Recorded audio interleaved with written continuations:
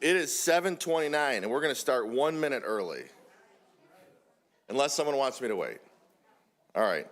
Welcome, everyone. We're so glad you're here. My name is Chris Barnett. I'm the Township Supervisor. I've had the privilege of serving in this role for, wow, it's like almost 11 years. I'm trying to think of what year it is right now. And I love this community. So raise your hand if this is your first time being in this building. Wow, look at that. Welcome. This is your building. By the way, that room you were all in, if you had a chance to kind of take our little tour of the workshop over there, is our Dragon Community Room. That room can be used for your homeowners association meetings for free. So if you want to host a meeting of your HOA and you're looking for a spot, we'd love to have you use this space. You have to reach out to our office and we can set that up, or Aaron, our Parks Director. So tonight is going to be hopefully very informative. Hopefully we'll have some time for Q&A. We have a lot of professionals here that want to speak with you tonight, and we're excited about that. So a couple other things before we get started. We are being recorded, so don't let that stress you out, but we have millions of people that are going to watch this later, like my mom. So we will be using this mic, and we have a mic. If people have questions, we'll try to get you on the mic. So we're really glad you're here. Raise your hand if this is your first forum. You said some of you are first time here, but your first homeowners association forum. Wow, so at least half of you. That's great. So we took feedback from, we've been doing these every year since I've been in this position. During COVID, we tried virtual, which was challenging. We're so good to be back in person. But the last time we met, we had lots of presentations, which you're going to hear from a little bit. And I'm going to tell all our presenters right now to please think about trying to be very brief and concise. I know some of you have several slides, but we're going to try to get through the meat of the material, but also try to leave lots of opportunity for Q&A, because I think that's where the meaningful conversation happens. But hopefully you enjoyed what we're calling like our workshop, which we did not do before. That was our first time doing it, because last time we were here, we had, a lot of you said, boy, I wish we could have more time to interact with the building official and the fire chief and the lieutenant and all those good things. So hopefully you had an opportunity to do that. If you did not, you can sneak over there afterwards and grab some stuff. Lots of swag. By the way, who is brand new on their homeowners board? Look at all you guys. So you guys, and keep your hand up if you were voluntold to that position. You all, it's not just the new people. You know, cities give keys to the city. We give keychains to the township. So, if somebody want to help, well, some of my team pass these out, but these are very coveted. We don't just give these to anybody. There's a big box over there. Thank you.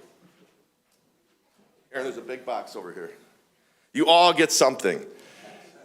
So there's a lot happening in our community. We're on a roll, and we have a great partner with our neighborhood television. The reason we're going to give them the floor for a few minutes is because they're a great asset for you.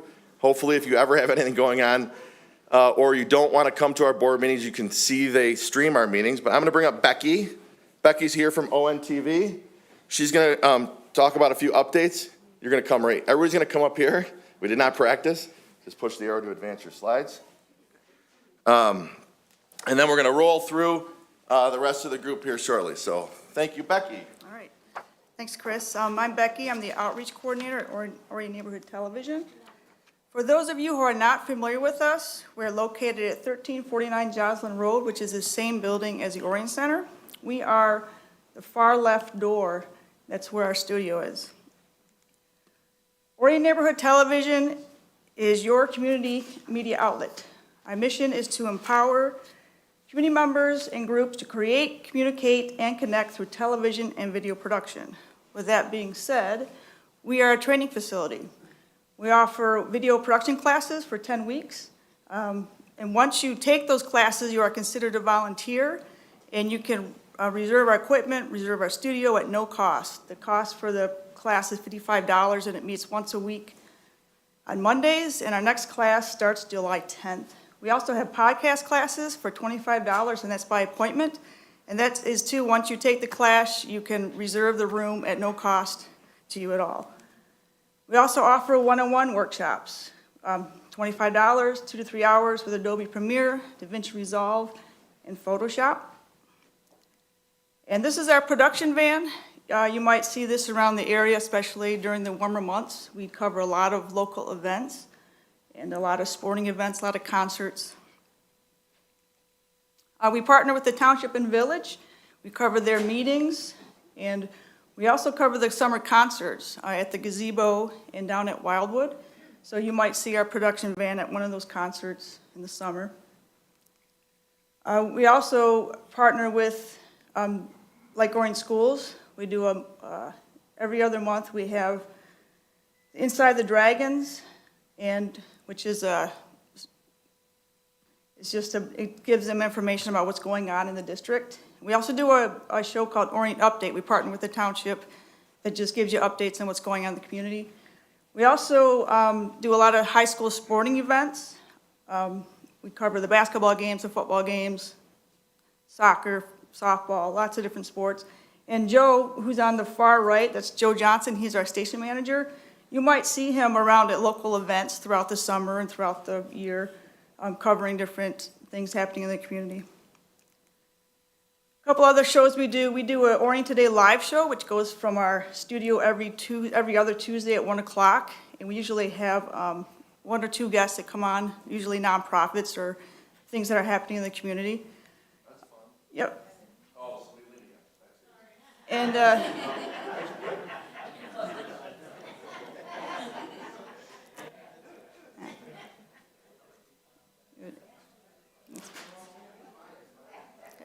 And I produce a show called Orion Outreach, and I bring nonprofits into the studio to talk about their organization and talk about any fundraising events they have. And we also have the Scouts. They started a show about a year ago. They come in once a month, and they highlight all the stuff that's going on at the Boy Scouts. A couple events that we do throughout the year are 2 big events. That we have a food drive to benefit the Oxford Orion Fish Food Pantry. And this is a week-long telethon. We go Monday through Friday from our studio. This year we collected over $13,000 for fish and over 2,000 pounds of food. And 100% of what we collect goes directly to fish.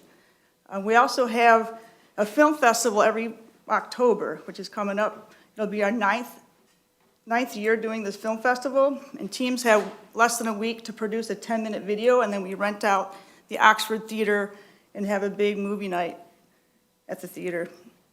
And that's really for everybody. It's for youth, teenagers, adults, anybody can participate.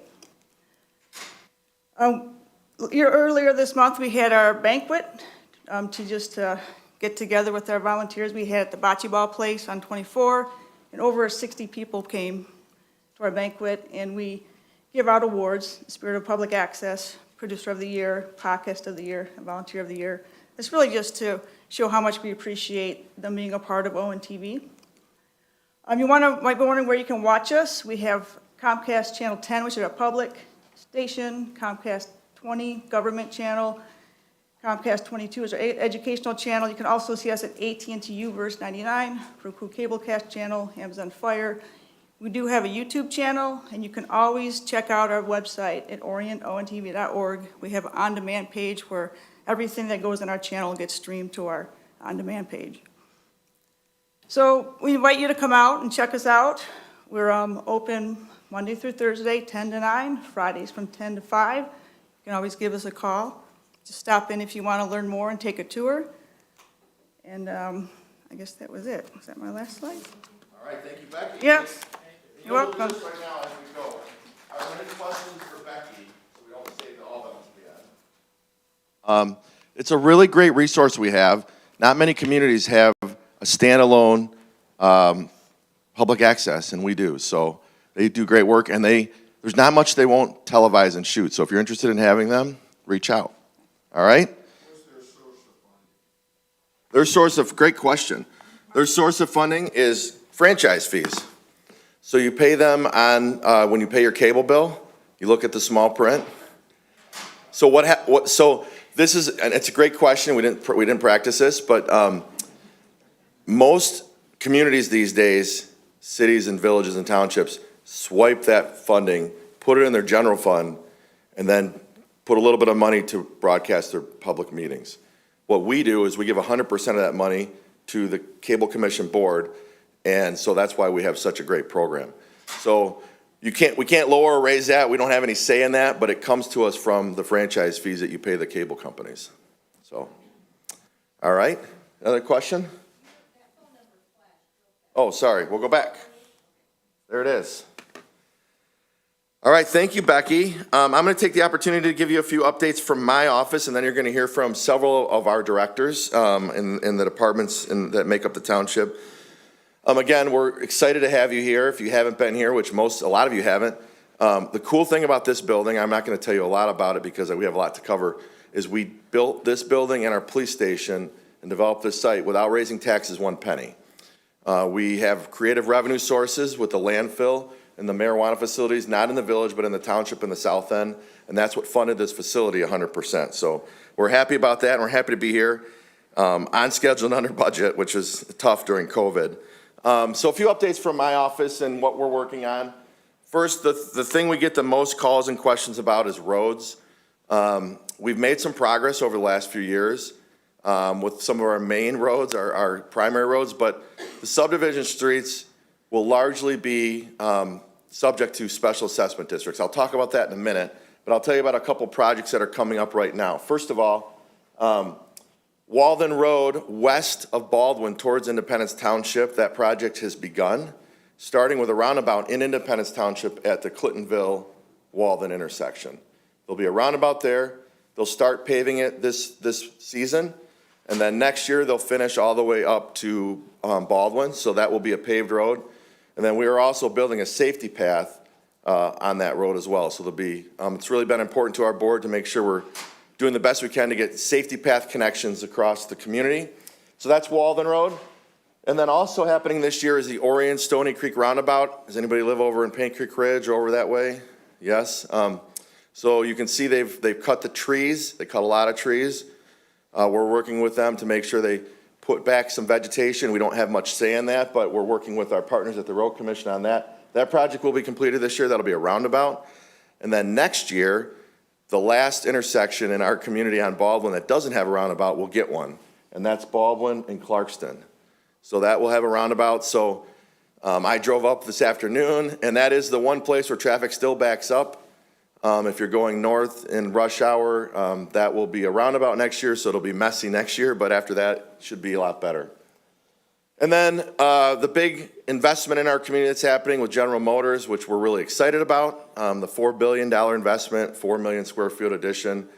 It's remarkable when you go by there. If you go to our website, we have a time-lapse camera. You can watch it anytime you want if you're really bored, or you can watch a time-lapse of the whole project. It's mounted on our water tower. But that plant is served, and the businesses around that area and your neighborhoods that are near there are served by some of the worst roads in our community. And so we've been working with the governor's office, the feds, to raise $30 million to replace all 3 of those roads. So we're about $8 million short right now of that. We get $0 for roads as a township. So it's a pretty gargantuan lift when we were kind of left to do that on our own, but our team has been amazing, and we've gotten some great support in Lansing and DC, and we're confident that next year those 3 roads will be rebuilt. So that's going to be a mess, but they need to be rebuilt. So that's hopefully some good news on roads.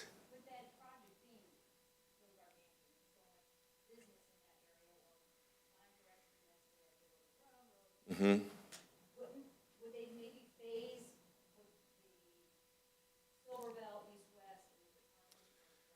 Yeah. It's going to be a real balancing act. Yeah, so the question is, are they going to phase? I'm saying, I know everybody in the room heard it, but for those at home, yeah, the project will be phased. We've already started meeting on the project, even though we don't have all the funds identified.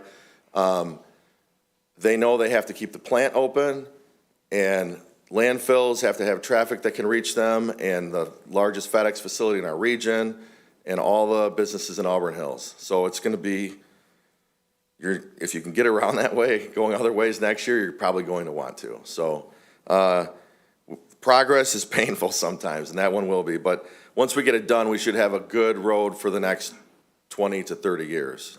So what they were going to originally do is just resurface it this year, which would have lasted a couple years probably. So that's kind of the road update. Raise your hand if you are familiar with special assessment districts. Wow, a remarkable few of you. Special assessment districts are how the majority of your subdivision roads get any love.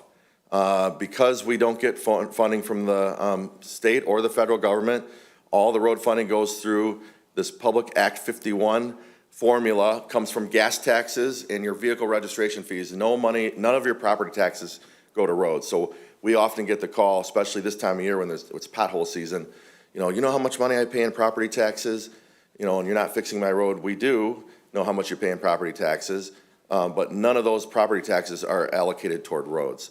So it's the biggest challenge we face and the thing we have the least control over. Special assessment districts are the tool that neighborhoods use to resurface roads. If you have a dirt road, there's SADs for chloride programs. There's SADs for weed treatments in lakes.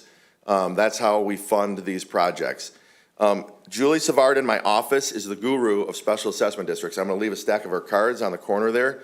If you're interested in finding out more about that, you can reach out to Julie. She's not here tonight, but she heads up that for our community. And all I'd say about that, one more thing is, it's not fun. No one wants to pay several $1,000s usually or more to fix the roads in front of your house. The only thing I would say is, I gave my annual presentation, State of the Township Address last month. You can you can find it on YouTube if you're interested. And for as long as I've been in this role, we have the lowest per capita operating expenses of any government around us for any community, and it's significant. We operate efficiently. We're not blowing money on places. I know you're looking at this building saying it's amazing and beautiful. We didn't fund this even from property taxes. We found different revenues. So if you look at your taxes compared to what they would be in Auburn Hills or Rochester Hills, some of the cities around us, it's easy to see how in a few years you could easily personally save a few $1,000s in the tax savings. And so that's kind of the rationale in a way. You are paying lower taxes by living in a township. You don't get all the services. So the way to do that is through special assessments. So we can talk more about that offline and have separate meetings. There's almost a weekly meeting in our office with some neighborhood that's trying to do some improvement, and we're happy to facilitate you there on that. A couple other things from me. We're really excited about this magazine. You guys should all get this. We just won 2 gold medal awards, national awards for this publication.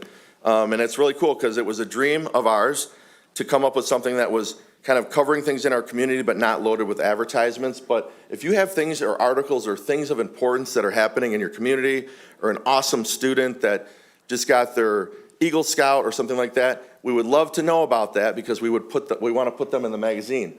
We're working with the Lake Association on some education pieces in the summer article. You're going to hear from Aaron in a minute, a lot of park stuff, but hopefully you're enjoying that. Every other year since 13, we've done a community survey. And so raise your hand if you've seen that in the past, in the odd years, thank you. That's how we get advice and direction from you, our stakeholders. So we will be sending that out sometime probably at the end of the summer when people are getting settled back in, and encourage everyone to, if you have forums and Facebook pages and things like that, to share that out, because we really do, a lot of the key decisions we've made over the last 10 years have been made from answers to that survey of residents, you all, saying, we would like to see more of this, less of that. The ALS transition for fire, we took a lot of direction from that community survey, asking our residents, what they'd like to see. Let's see, what else is on my list? Because I know there's lots of more important people than me. We are launching a map, and we're not making this public, so don't get stressed out, please.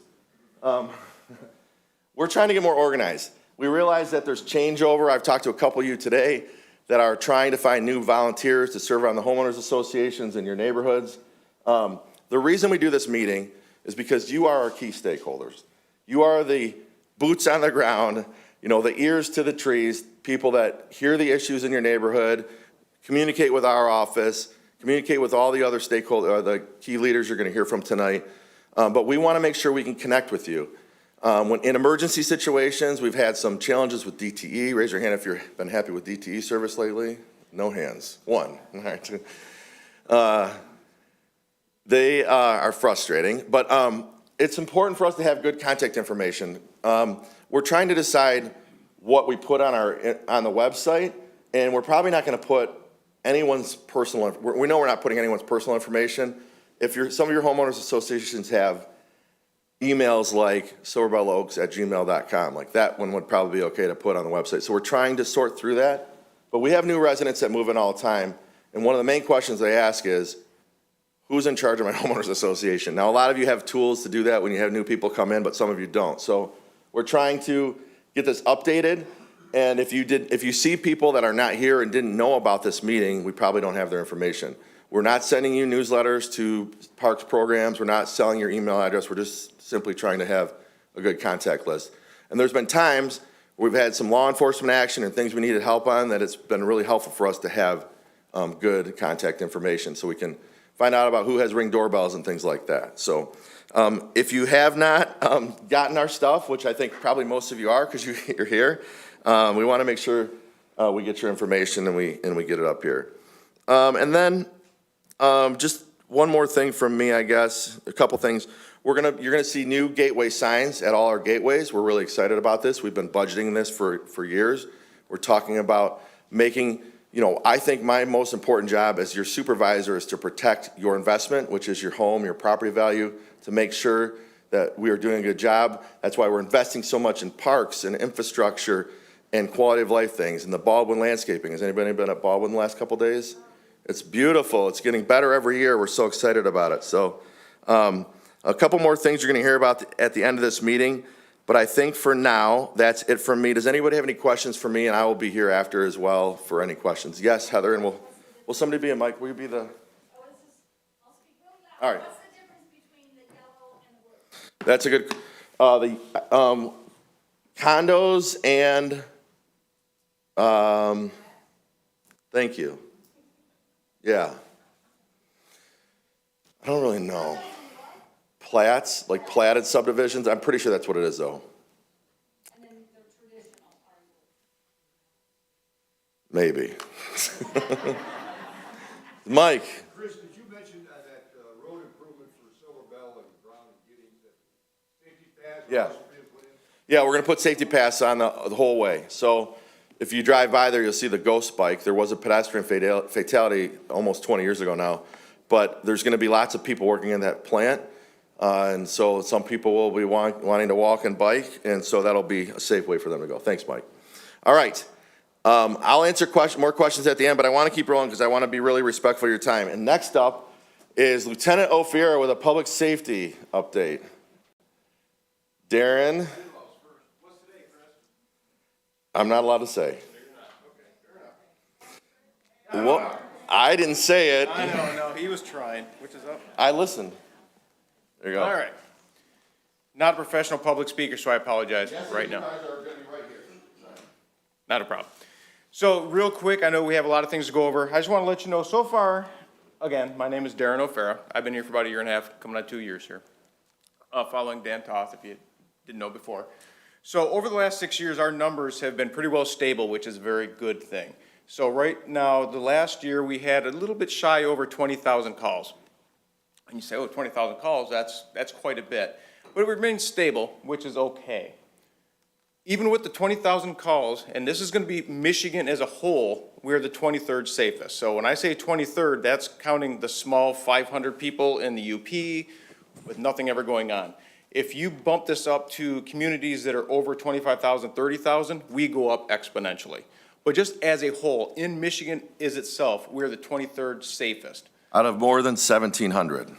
So we're doing extremely well. And if you notice, we have actually went up 4 spots. So even though our numbers are keeping the same, we're actually becoming safer as we go, as a community goes. So when I say there's 20,000 calls, please don't take that as a, oh my Lord, there's 20,000 calls that go on here.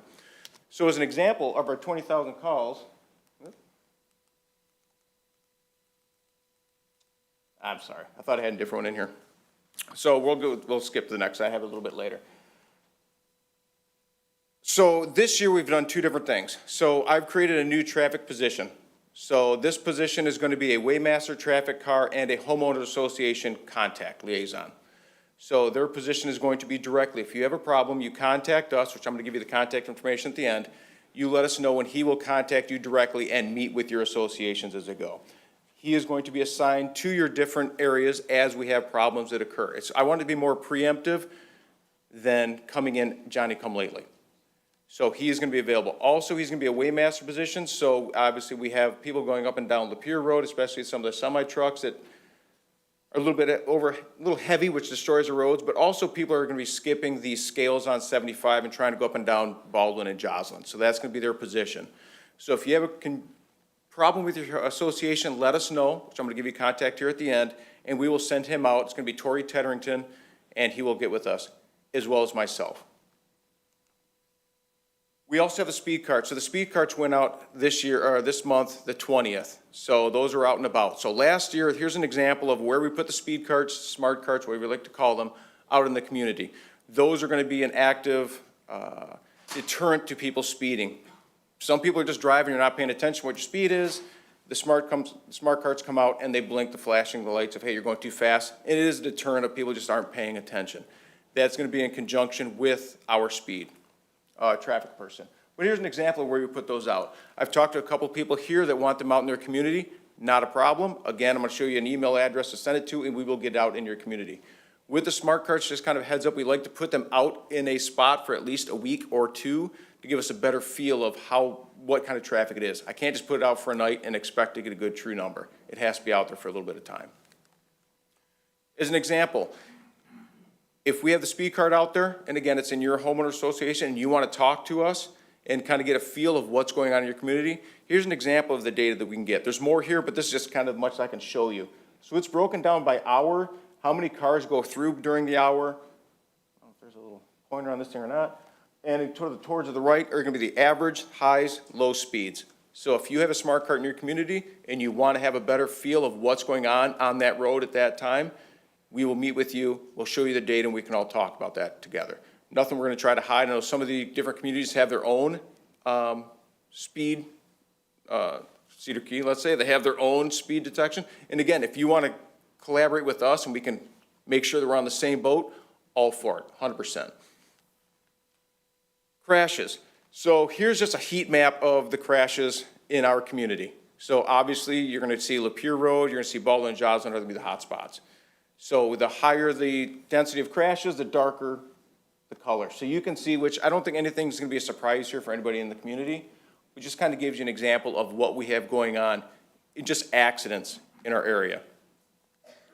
So types of crashes we are encountering the most. Obviously, rear-ended crashes are going to be number one. People are not paying attention. They're on their phone. They're turning the channel on the radio. They're talking on the phone, whatever they're doing, and they get in an accident.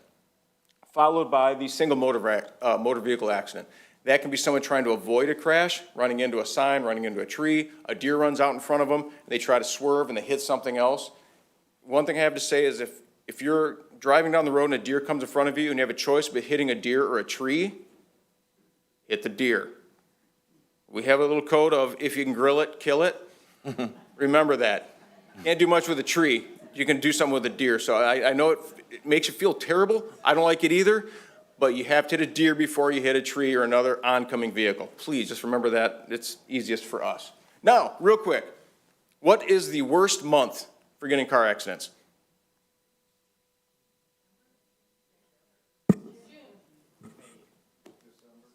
October and November. Why October? Now the weather's changing, time changing, wet leaves, things getting darker, kids coming out, school's doing this, school's doing that, football's going, so on and so forth. So just remember, October and November are your worst times. I would have always figured January, February. February is a little bit cheap because there's not as many days. But October, November, those are your worst ones. Now time, what did you think? What's your worst time? 3 o'clock. School's coming out. So if you're out driving in October and November at 3 o'clock, heads on a swivel, always checking, drive slower, and don't go for a tree, go for a dear. Thank you, I appreciate that. So, we were talking before about all of our calls. So you say, oh, 20,000 calls a year. That's crazy. That's terrible, terrible. No, here's the idea. Here's our top major calls are us doing extra patrols on your house if you're gone, checking on schools, checking on buildings, making sure you guys are safe. Assisting the fire department. Your fire department is fantastic. I cannot say enough good things about them. So when they go out, we go out as much as humanly possible with them. They are fantastic, and they go out on everything. I can't say enough good things about them. Thank you, Chief Bender. Traffic stops, alarms, and then our accidents. So that is the majority, lion's share of our calls. So though there's 20,000 calls, they're not all terrible. Our worst crime calls are going to be family troubles, domestic violence, which happens, especially around the holidays, and then trouble with people at a business. Sometimes people have a hard time and they get a little bit feisty at businesses. We have to come out and just make sure they move out. So in the grand scheme of things, though we have 20,000 calls, the community is extremely safe with what we do. So I just want to make sure we're with that. And anytime you have any questions, I am always available to give you stats and what you need. I apologize. One thing I've started this year, we have 2 school liaisons. I don't know if anyone here have kids, I'm assuming, a couple of you here and there. So we have Deputy Tolan on your right, who works the high school, and Deputy Erickson, or Detective Erickson, on your left, who works the middle schools, and in a pinch works the elementary schools. Fantastic, they do a great job. They are more than dedicated. I've never seen anybody work so hard in my career. With that being said, I've also started a academy, per se. So if for some reason Detective Tolan or Erickson are gone, I have detectives deputies that I'm putting into the schools to know the community, know the kids, know the teachers and the administration. So if one of them has to go away for training, I can slide someone in that knows what the job is right away. There's no more important job than a school liaison. Being an old liaison myself, this is vital. So I want to make sure that someone's not going to go in there cold if, Lord forbid, one of them's down for a little bit. We have someone that's going to be prepared for it. So I have a cycling group of people coming in. So those of you with kids, that's something we've been working on. Tell your partners in your community. I know we're short on time. So, again, the basics here, lock your doors, make sure everything's locked up, make sure your shrubs are cleaned, cut down so we can see it, make sure your lights are on, the basics, something we've talked about all the time. If there's an emergency, call 911. If it's a non-emergency, shown up here, 248-858-4911, which is the top. If you're in doubt, 911, that's what we're here for.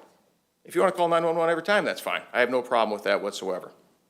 Those of you that want the Spark Cart, Speed Cart, just make a contact with us. You can call the substation, which is up there, 393-0090, or our email address, which is obviously we can contact, excuse me, which is OCSOORT, I apologize, at oakgov.com. It's Oakland County Sheriff's Office. Our codes for the townships are Orion Township, ORT. So it's Oakland County Sheriff's Office, Orion Township, at oakgov.com. And that way we can, we'll get back with you immediately. So either myself or Eileen will take care of it. We'll cover from there. I will be around for questions, should you need any. Please, if I haven't told you already, please take a pen or 2 or 5, because I have to get rid of those things. And I will push it on to whoever's next. That's fire, but is there any, before you go, is there any questions? Yes, before, but I will be around. Sir? Speed cart was the 0090 number? I'm sorry, so you can do 2 things. So if you want to do the speed cart, you can do the 248-393-0090, or send an email to that OCSOORT. How many weeks in advance do you think? Well, each time it goes out, we want to keep it out there for at least 2 weeks.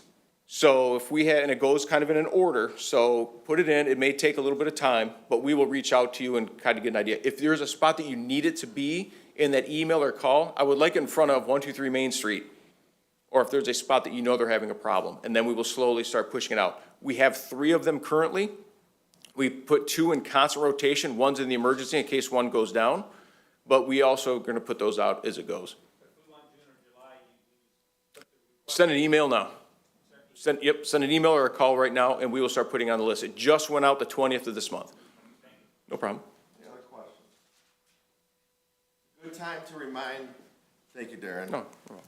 One of the big things we have happening when the weather gets nice, are larceny from vehicles, right?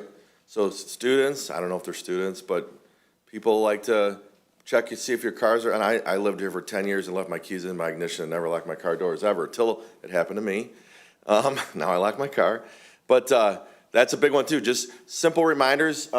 We'll share these slides too. We'll send, if we have your email, we'll send you this slide deck in case you want to screenshot some of the stuff and send it in an email to your HOAs or post some weekly updates on your Facebook pages and things, because there's a lot of useful information on, especially this slide here. All right, any other questions for Darren? All right, we have Chief Pender who's gonna come up and Fire Marshal Williams and Bailey. I don't know if are you singing the national anthem? No. They're gonna give you some updates on what's happening in fire. Come on down.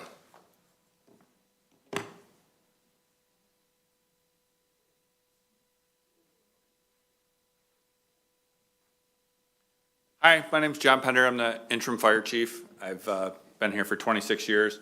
With me tonight is Jeff Williams. He's our fire marshal. He's been here for 17 years. We're going to be very brief. So we're going to focus mostly on the prevention side of our department tonight.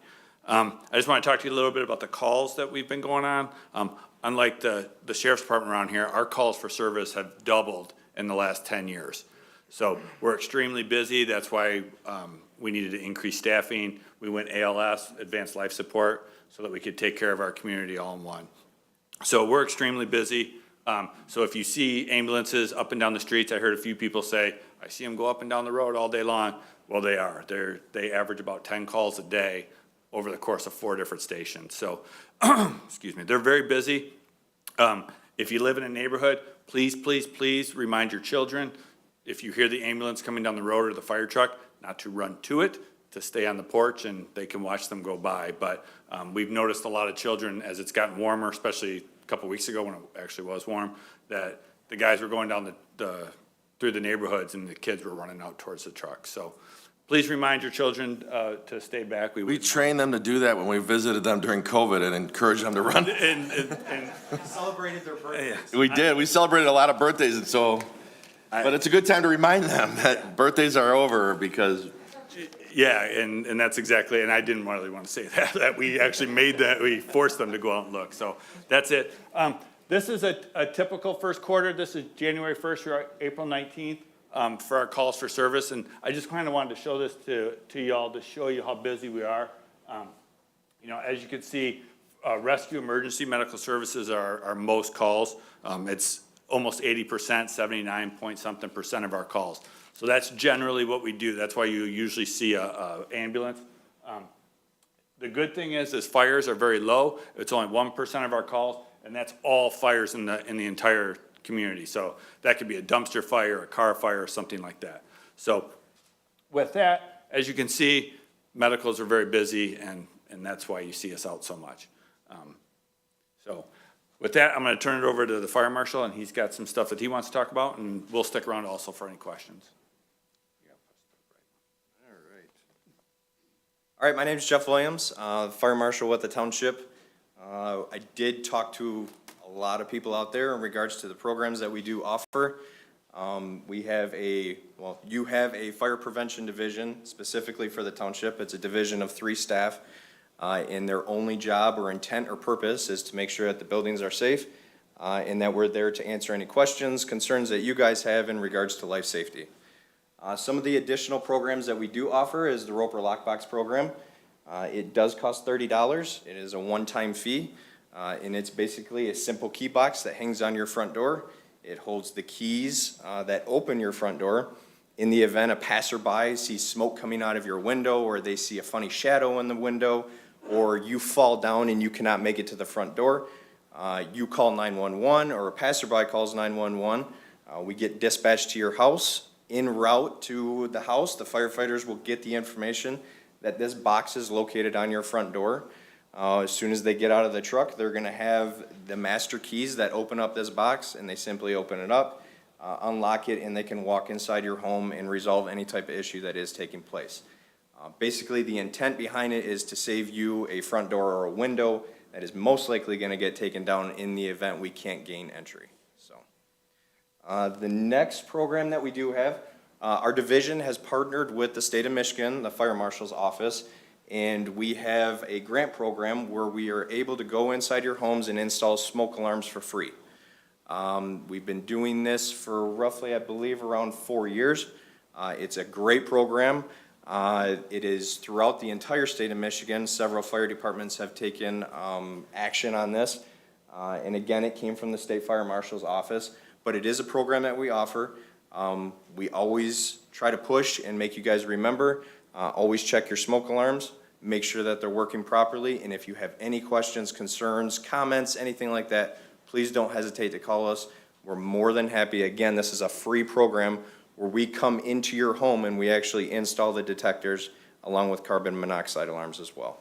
So, and the last one, one of the ones that is not the most favorite, but it is for life safety and looking out for you guys, the residents, is our food truck ordinance. We drafted up this ordinance, I believe it was last year. I think it was last year was the first year. Yes, beginning of last year. The intent behind the ordinance is to create a safer environment for the food trucks that are coming into this township. Food trucks are, as you can see in other communities, they're growing very fast. They are coming into our township extremely fast. What we did is we drafted an ordinance to ensure that every truck that comes in that is going to be operating in the township next to your house or in your neighborhoods or next to your car that is parked in a parking lot, that they meet all the life safety requirements that are adopted, our township has adopted by fire code. Basically, it is a 1-year permit that is good for the township. If they come in, they bring their truck to the fire station, they get inspected. As long as they pass the inspection, they get a sticker on the side of their truck and they're good to operate in the township for an entire year, or it expires on December 31st of every single year. If you have any questions on this in regards to associations bringing in trucks, you can call us anytime, but I'm more than happy. What question may you have? Canterbury, Yes. all those trucks there are. Yep, so last year was the first year that we did the program. Last year we had just over 60 approved vendors that were able to operate within the township. This year so far, I believe we have right around 14, I believe, approved. And you can always, so you being the neighborhood association, if you want to bring a food truck into your neighborhood to be able to operate, go on the township website, click on the fire department tab. There is a list that is continuously updated every single day as we get approved vendors that come in. That list is on the township website, so you know who to contact and call if you want a food truck to come operate in your neighborhood. They're not paying additional fees. They've already invested in trying to do business in Orion. So if you call one that's not on the list, they're gonna have to go through that process. Yes, so if you do call a truck and they're not on the approved vendor list, point them in our direction, tell them to contact the fire department.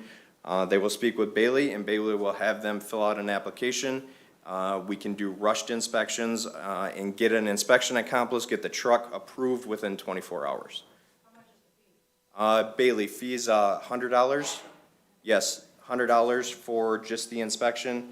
As long as they pass the inspection, they're able to operate in the township until December 31st. Any questions? We had a lot of questions on that, because a lot of people had food trucks coming during COVID, and just being really frank, we had people saying, oh, this is a revenue grab for the township and the fire department. I mean, to put it in perspective, our fire department budget is how many million? 3 million, and we had 40 trucks, 60 trucks last year, so $6,000 of revenue. It basically covers the time, so we're not. If I could just Yeah. add to that a little bit. I can tell you that in our past experience in the trucks that we do are inspecting, the trucks that have the approved sticker on the side and are able to operate in the township, those are the trucks that you want to be eating out of. We have partnered with Oakland County Health Department. We work very closely with Oakland County Health Department. Every time we have a truck approved in the township, we pass that information on to Oakland County Health Department, and vice versa. When they know a truck is gonna be operating in our jurisdiction, they send us the information as well. I can tell you, the trucks that have not passed inspection, I would not want to be eating out of. If that makes you feel any better. Go ahead. And then where's the sticker at? We usually put it, it's gonna be, if you're gonna be standing in line and you're gonna be ordering food, usually if you look eye level to the left or the right, you're gonna see the sticker. It's gonna be a reflective sticker. It's gonna have the township symbol on it.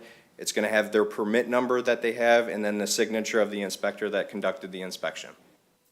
And again, if you ever see a truck that doesn't have that sticker, contact our office, and we're more than happy to take care of it. Go ahead. It is Orion Township. So, yes. so we're looking at partnering with other communities. It's been difficult to work with the county on this issue, but that's the question we've been asked many times.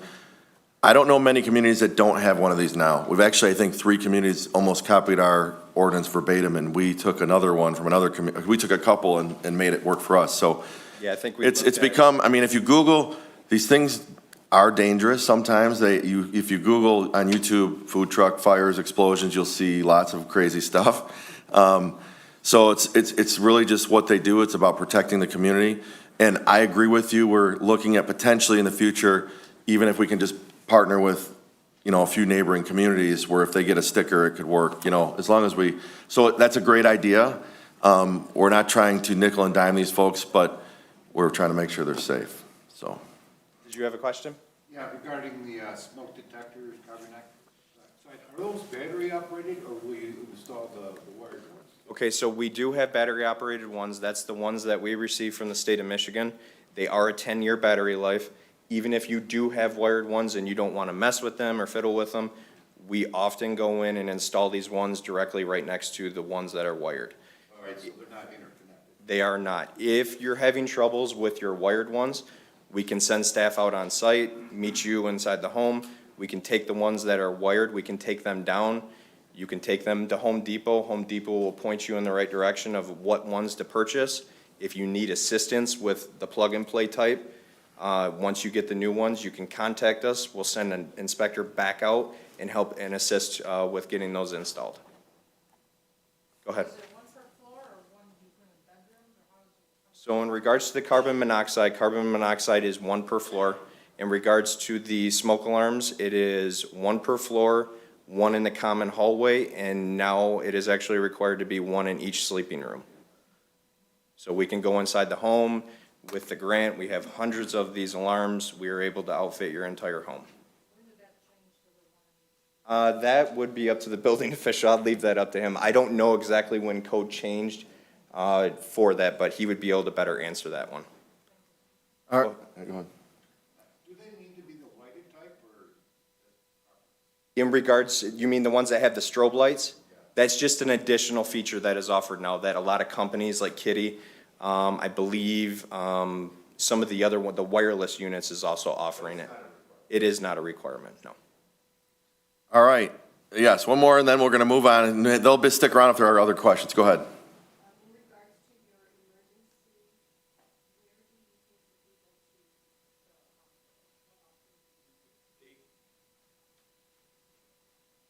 think the If it's not a life-threatening emergency, you can pick whatever hospital you want to go to.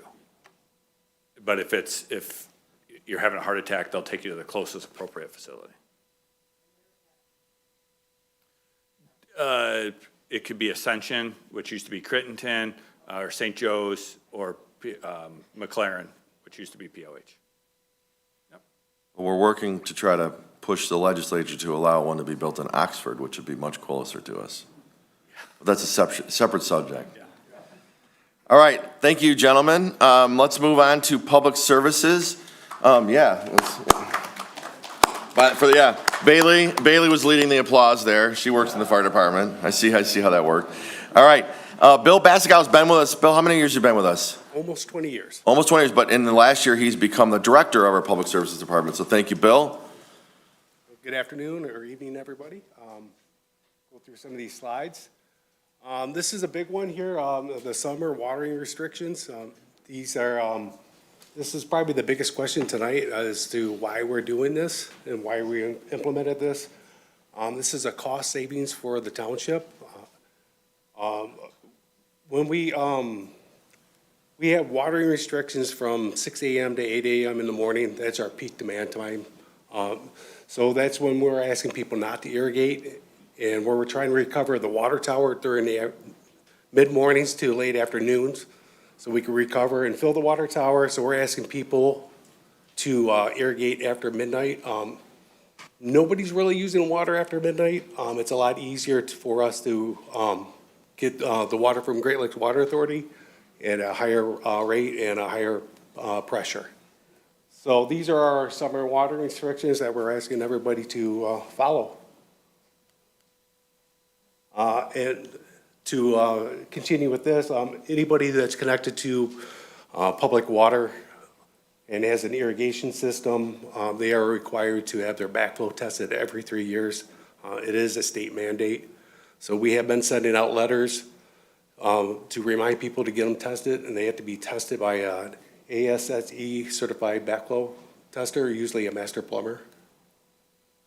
I'm gonna go through this a little quicker than the fire department.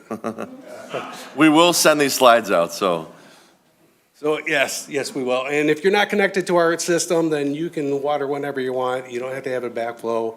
It is kind of recommended that if you are watering from your own water system, your well system, you probably should have a backflow on it, but it's not required. And your backflow tester should be emailing or mailing or dropping off the completed forms to us every time that it is tested. All this information is on our website. Yeah, go ahead, I'm sorry. On the backflow, since you want to move on, specific to that, we get our house, 25 years old, a lot of people had the irrigation, they built the house, but some people have abandoned using it. and Yes. hate it. So it appears on the side of the house, but they don't want to pay for it if they're not using the sprinkler. Is there any kind of audit or check for those people that We do have a list that we do go through that people that have not tested. What they should be doing is just cutting and capping it. So it's separate from their water system. As soon as you cut and cap it, it's not part of the potable water system anymore. So you don't have to have it tested. Yes, ma'am. How do we find out when our last backflow test is done? You can call our office. We have records of it. And the number? Our extension is 8500. It's 248-391-0304, 8500. This program, we did start in 2019. It was a pressure from the state to implement this, so this is something we did start in 19. It's actually a good program. It does keep your drinking water safe. Sewer jetting, so I'm sure a lot of you people have seen the big blue truck through the neighborhoods from time to time. We have divided the township up into 3 sections. And this summer, our focus is gonna be in the southwest, from the Baldwin to Joslin corridor, working our way north. So we will have our trucks out there. What we ask you to do, we'll put signs up at the neighborhood entrance to let you know what we'll be out in your neighborhood to do clean the sewers. Put your toilet seats down.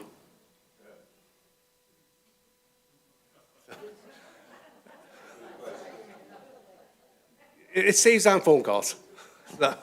And we are GISing our curb boxes. So on that program, what we're doing, we're going to every house that's connected to the system, finding your individual shut-off in the yard, locating it, make sure it operates, it's not bent, broken. If it is, we will fix it.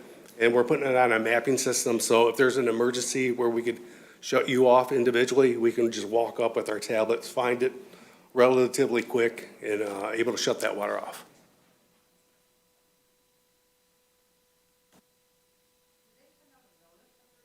We are gonna be contacting the HOA presidents. So when we start that back up in the spring, which we've been hit and miss right now, trying to clean up some of the spots we started last year, we're gonna contact the HOAs. And on the jetting, we'll send out notices, but they also put signs around, like those, like political campaign looking signs, but say sewer jetting happening.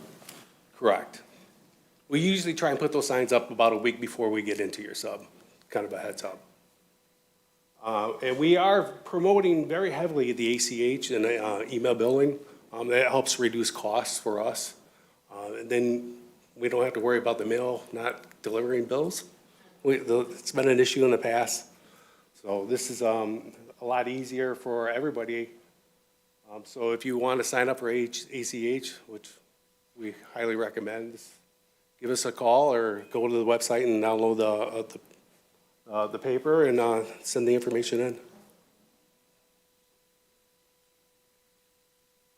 Again, paperless billing, we're really pushing that. It's a lot easier for everybody. There's no fee. No fee for the ACH, no fee for emails. And our water quality report, we'll be sending out, in our consumer confidence report in June. It'll be on the website. This is on the website from last year. We'll have our new one on there also. This will tell you what's in your water. The hardness of it, how much, where it comes from. It's a pretty good diagram of where it comes from. GFL, somebody did ask earlier. Bill gets all the fun stuff. Yes. Somebody did ask earlier about the holidays. There's a list of their holidays and where they're pushing if it falls on a holiday, so they'll push the garbage to the next day until they catch up the following week. And yard waste is April 1st to December 15th. You are allowed to put out one bulk item. I don't think there's a limit on it. You can put out bulk items and you don't have to call. No, so if they do not come and pick up your bulk item within a day, do give us a call. We can call them, but they might have to come out with another truck. That's one of the issues is they don't put it all in the same truck. Yes. So when it first started, we were getting discounts every year. And I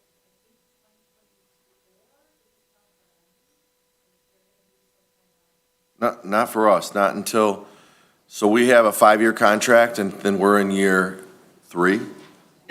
So our prices are exactly what they told us they would be in 2019.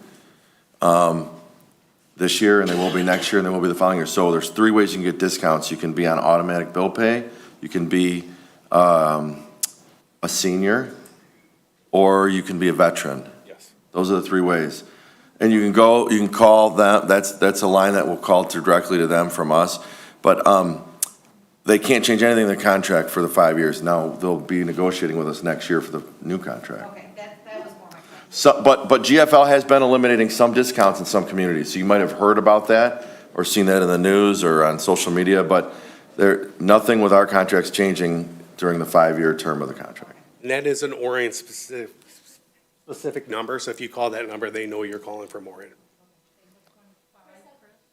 Yeah, 5-year contract through 25. Hold on, 21, no, through 24, 5 years starting in 2020. So for 25, there'll be a new one. Yes, yep. And we're hopeful, I mean, one of the reasons we did the Recycle Rewards program, we're looking kind of relaunch that. We're really hopeful that we can renew a contract and have the price stay the same or maybe go down. And if we recycle more, there's a good chance that happens. That's why we pushed the recycling when we made this transition a couple years ago, which was very painful. But for the most part, you guys all pay $53 and change a quarter, and they're talking about this in Oxford right now.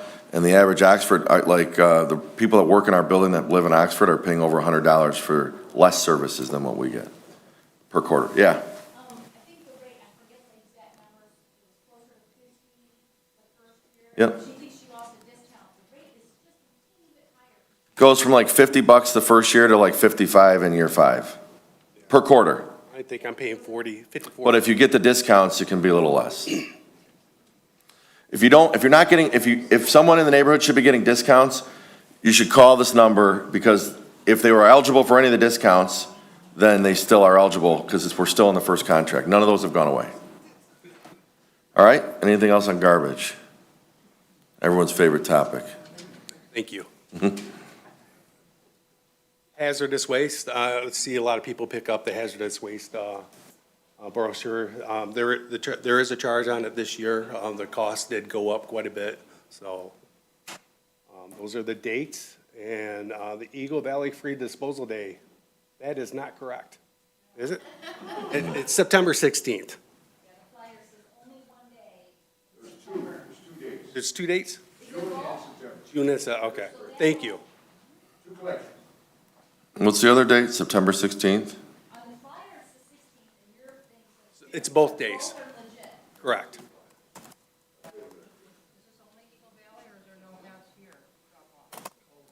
No. That's, Eagle the Valley. no has this year in Orion is at Kensington Church again. Look at that. It's updated now. There you go. It's magic. Just a note on, so the disposal at Eagle Valley is you clean your garage out and take all your stuff there, but not your paint, not your batteries, that stuff still no has. You can also, they take bulk anytime, GFL, so Eagle Valley has seen that free disposal day participation go down because people can put pretty much anything to the curb. But the no has is all the household hazardous waste. Those are 4 dates. The date that's in Orion at Kensington Church is, Mike, it's June 3rd or July 22nd? There it goes.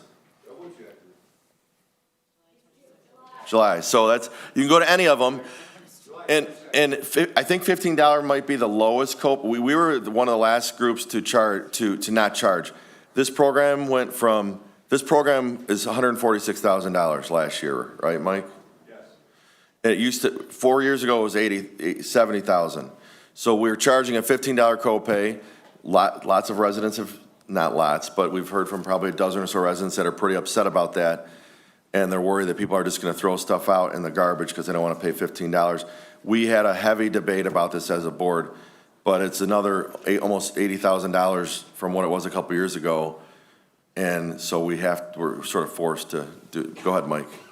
On the May 15th board meeting, we're gonna put out a PSA concerning the snowhead program. There are a couple things in the queue right now that the county is looking at. Every community is feeling the pain. I have to pay that extra cost. It used to cost, 10 years ago, about $23 for the vendor to process the hazardous material. It's over $100 now per vehicle. The vendor now is charging per vehicle. Quadruple the cost of getting rid of these hazardous materials. That'd be part of the program. We are looking at alternative ways to try to help out the communities get the cost down. Yes, sir.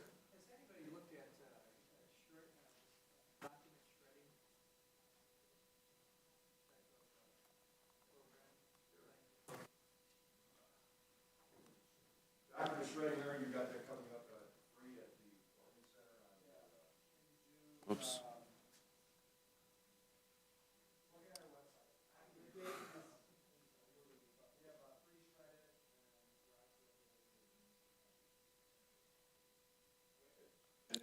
You have to check we'll find it, but it's on the parks website.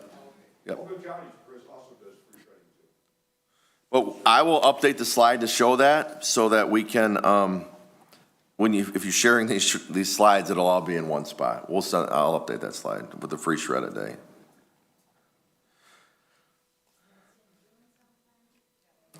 Yes.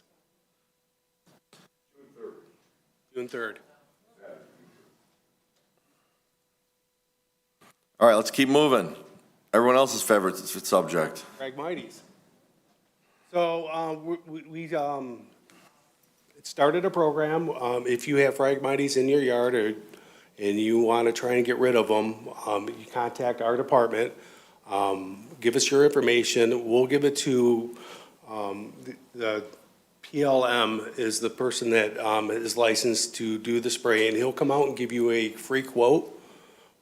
But that cost is up to the homeowner or resident to take on if they want to try to eradicate the Phragmites.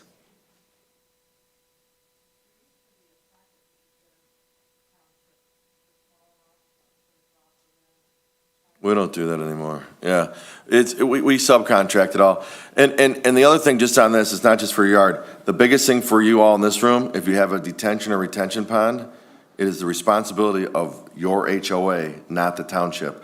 And some of you never knew that, and we've had HOAs that have $20,000 and $30,000 cleanups because their neighbors are flooding, because the drains aren't working properly because of these things. So these are something you don't want to let get away, and they're really inexpensive to treat if you do it. You'd be shocked how cheap it is when you get quotes on these things. So. And the nice thing with the township is, some of you know this, but we have a state permit for the whole township. And that we're trying to lower the barrier of entry for folks to make it easy to do. We want people to do this. This is not a native, this is an invasive species. So we don't want any of these. So in a lot of communities, you have to pull a permit with the state. It's very laborious for a homeowner or HOA, so we've taken care of that. We have a contractor that we've gone out to bid for. We have a price per acre. It's as cheap as you can get it done. So this is something you should really think about, especially for your public areas of your neighborhoods and your retention and detention ponds, because they will take over and choke out the way they're supposed to work, and then you'll have expensive fixes. So has there been, communication with the, surrounding areas so that it doesn't travel back into areas, like specifically? Auburn Hills. I mean, we talk to Auburn Hills all the time because I agree, I know where you live because I used to be your neighbor. We were the first community to do this in Oakland County. And I know Heather was there. Us in Oakland Township started the SISMA, which is a collective invasive species weed associate, I don't know, it's something crazy. We're actually getting some funding from the county now. Auburn Hills is finally getting on board, but we're like 6-7 years in front of them. But yes, we're hopeful that all others, that giant fire that happened at Great Lakes Crossing, not the gas explosion, but the one that happened a few years ago was this. They burned so hot, they melted fences. Yeah. So that was a long answer. We're trying our best. The more people learn about it, but 6-7 years ago, no one could even say that word. Now people are kind of pretty much are learning what this stuff is. So we don't give out the chemicals, but it's a really easy way to do it. Contact our office, we can do it. Let's let Bill finish his one more slide, and then we'll keep rolling here. West Nile. I noticed a lot of people did pick up the products for West Nile. It's a program through the county that we are working with. We will have more supplies to try and combat the mosquito larvae. We should have that at the end of May, but it's free for all residents. We'll have some here at the Township Hall and at the community center. Free spray and free dunks. Put the dunks in standing water. It will kill the mosquito larvae. So, is there any questions? Everybody took them all up. We are ordering more. We will have some at the end of May. So they will be here in the Township Hall, and we'll have some at the community center.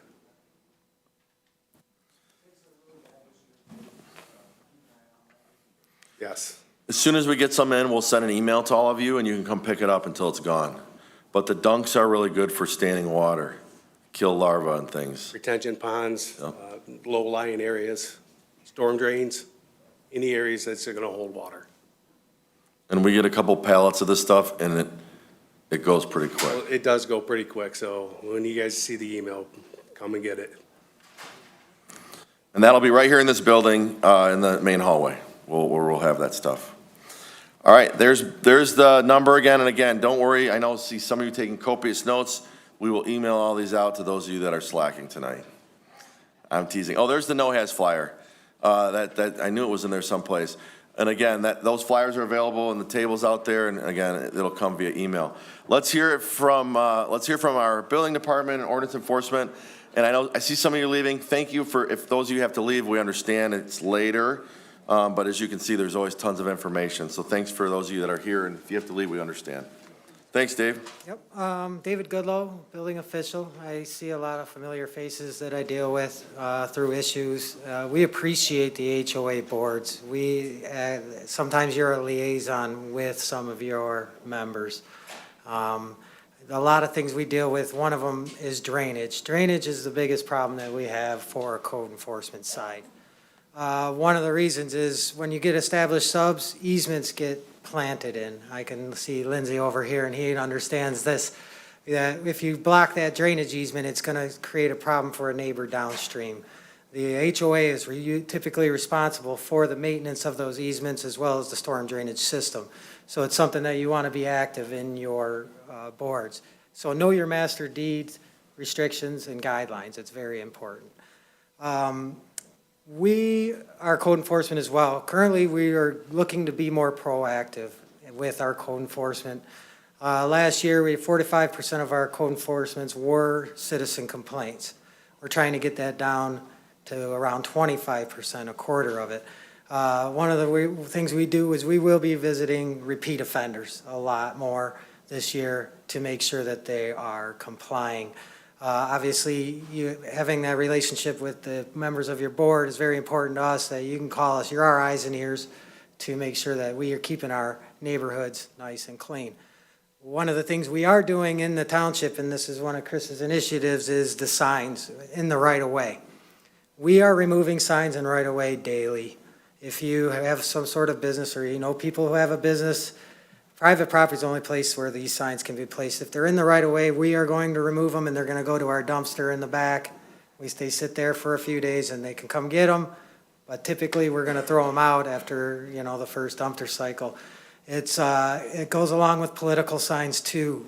Our corners have been overrun in the seasons. I don't know if anybody noticed. I know Chris notices this, but they're overrun in the season in the turn lanes. So that's one of our initiatives for the future moving. Who's sad about getting rid of all the signs around town?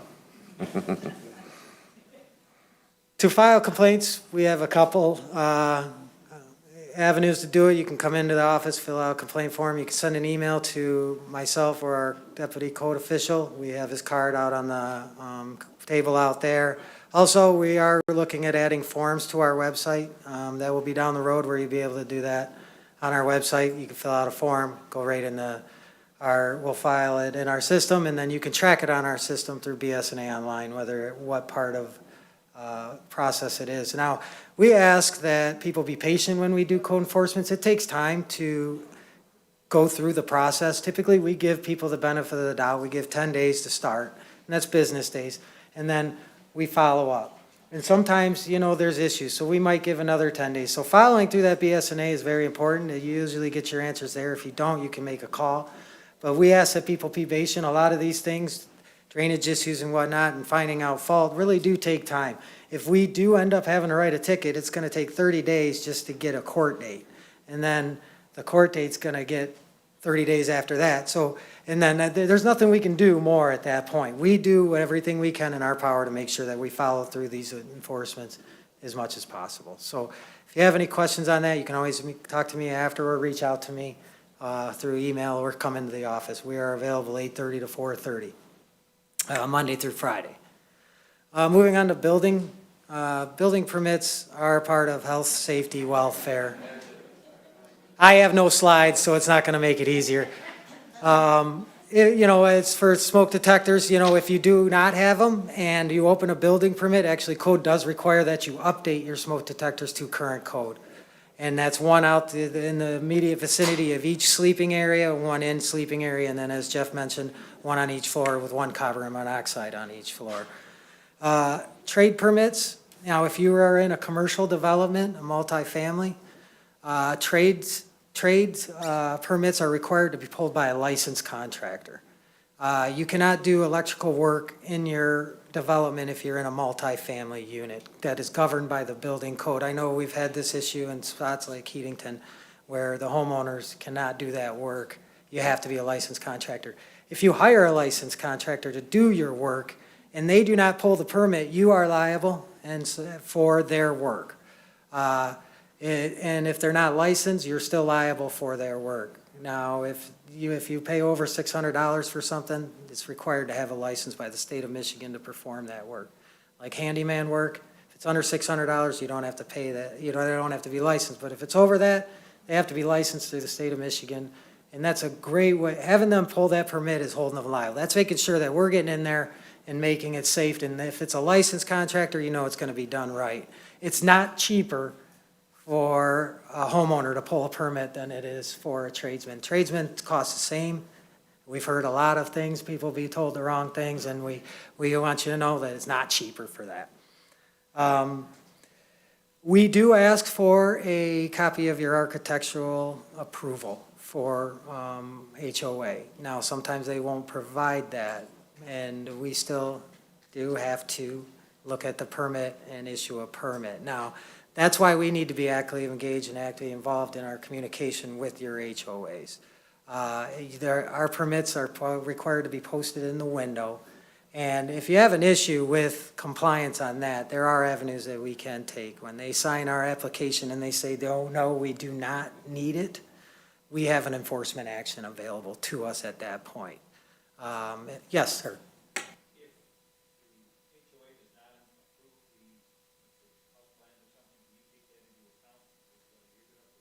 Yes, yes, we do. Currently, from what I've been told by our legal counsels, we can enforce that because on our application, we ask for it on our application, and if they say that it's approved and it's not, it's actually not a legitimate application. Permits can be pulled online or in our office, 8:30 to 4:30. We do about 70% of our permits through our online portal, and that's trade permits. It's a very smooth process. We still like people to come into the office, so we don't exclusively want that. We still want to have that relationship with our residents and contractors. So we'll never truly go full online because we do want that, but it's a very good service for us to offer. And tracking the complaints obviously is part of that service. May is Building Safety Month. First week is about home safety. There are good materials out in the Dragon Room on my table there that can kind of give you some ideas about Builder Safety Month. ICC is a great website. We do plan on promoting it more and more as we move forward as a building department. We do plan on, making that Builder Safety Month and doing some extra community things in the future. So something to look at, something to, just make you aware that, these are safety issues. When you have things without permits, and it's your neighbor and they're building an addition without permit and they do it not to code, that could put your house at risk as well. So just to know that, and where we try not to hinder people, we want to make sure that the process is smooth as possible. We do not want to hold up a job, and we do not want to make it impossible to get a permit and get through the project. We just want to make sure it's safe and code compliant. And with that, any questions for me? Yes.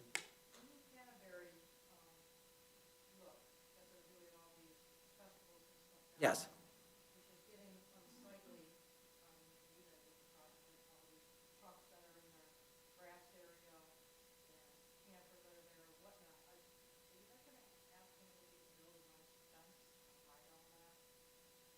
I am actually going to reach out to them. I actually got a couple complaints on some of the things over there with the monster truck and the unsightliness on the backside of the fence. So they would have to go through a process for the fence.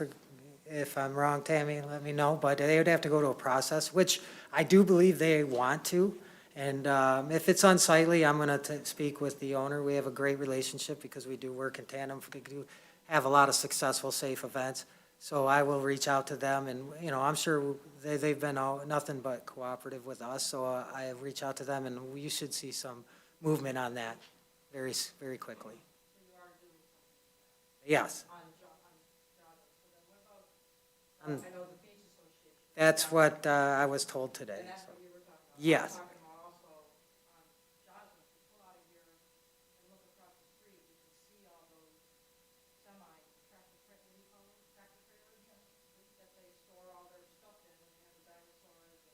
Mm-hmm.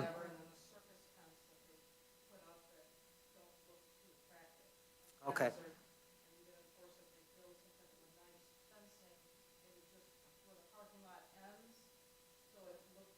Yeah, I can't really enforce that they put up a fence. I could tell them, I'd have to research what they're allowed to do there, if that, that truck trailer is allowed to be there. If I have to research that, then I can provide enforcement action. They have unique zoning. They do have a unique. They have special purpose zoning, right? They're the only parcel in the township zone that way. So we have had lots of discussion with them over the last few years since they've sort of changed what they're doing, so. Yeah, and they are, like I said, they're very willing to work with us, and if there's an issue that we point out, they will definitely do it. Now, I can't tell them to build a fence. That's just out of my scope. Yeah, I cannot do that. Yeah, we don't, and they don't want that either, so it's something I would definitely have speak with them about. Anything else?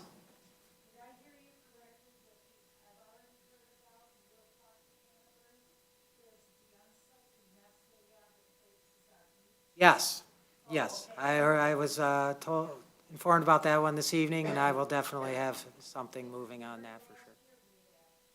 Yep.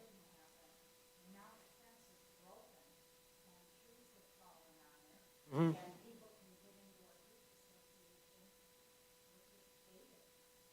Okay, no, I'm gonna reach out to the owner tomorrow. All right, let's move on. Dave will be available, and we all will be available even after this meeting and into the future. And I know some of you, we're losing our crowd, so we understand.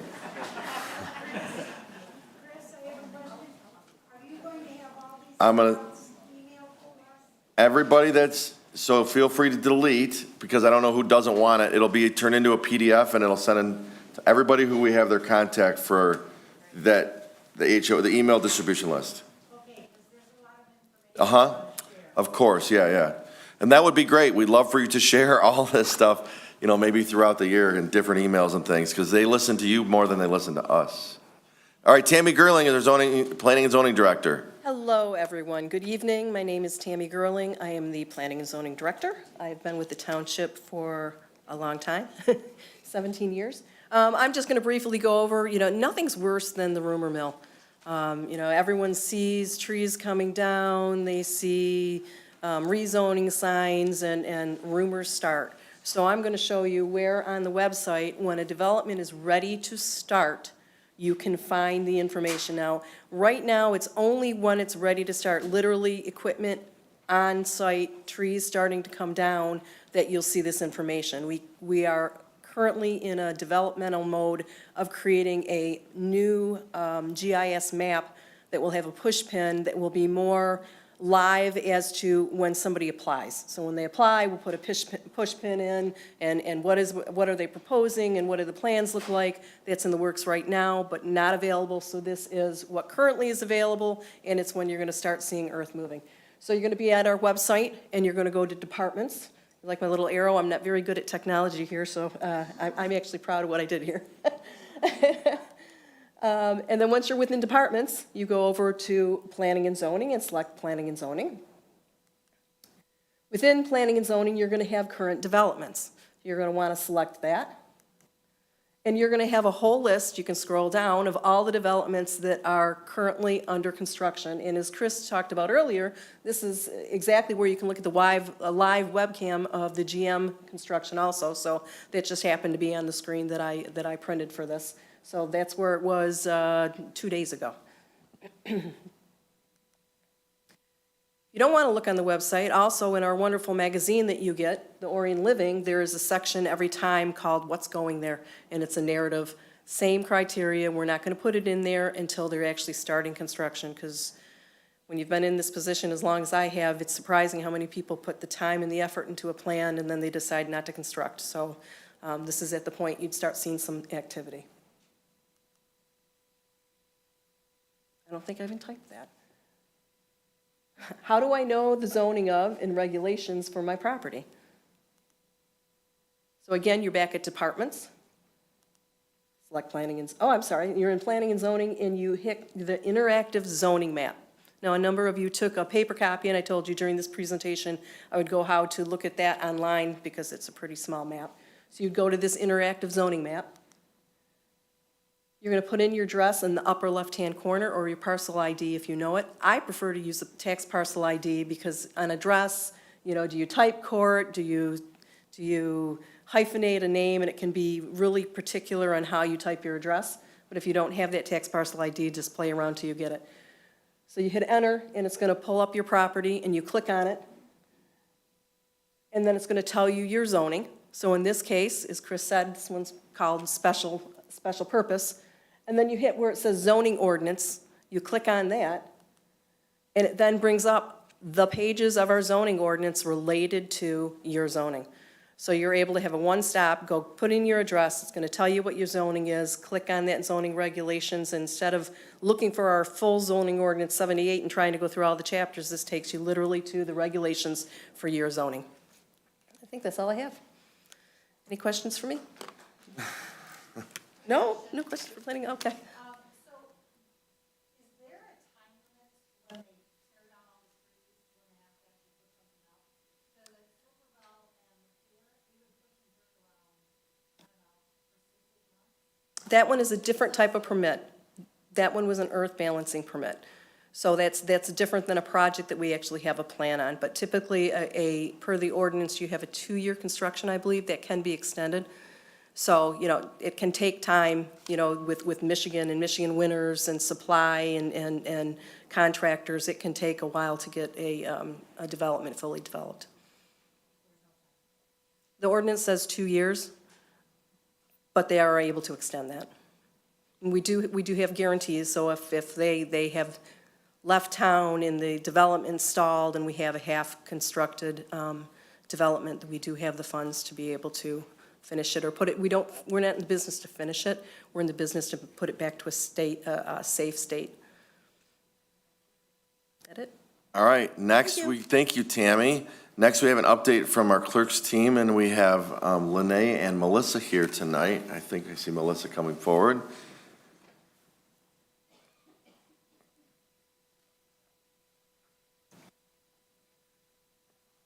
Hi, everyone. My name is Melissa Drulard, and I'm the election coordinator and administrative assistant to the clerk here. We just have a couple updates from the clerk's department, and I'll try to keep it short for the sake of everybody's time. We don't have any elections scheduled for 2023, but we have 3 of them to look forward to in 2024, and a lot of changes to anticipate. First and foremost, we want to make sure that everybody is familiar of where their voting precinct location is. We do have a QR code here. You can also go to oriontownship.org/elections, and you can be directed to an interactive map. We also have some flyers out at the table in the Dragon Room if you're interested in taking one. The interactive map is kind of a cool resource for everybody to have. And one more thing that I recently just added to the website is the peddlers and solicitors information. So with the changing of the weather and things kind of warming up, we're starting to see more applicants come into the office and apply for their permit to circulate the township as a peddler or solicitor. It's just something that we see this time every year. A lot of it starts to pick up. You can go to the clerk's homepage and scroll down to solicitation, and you'll select the down arrow.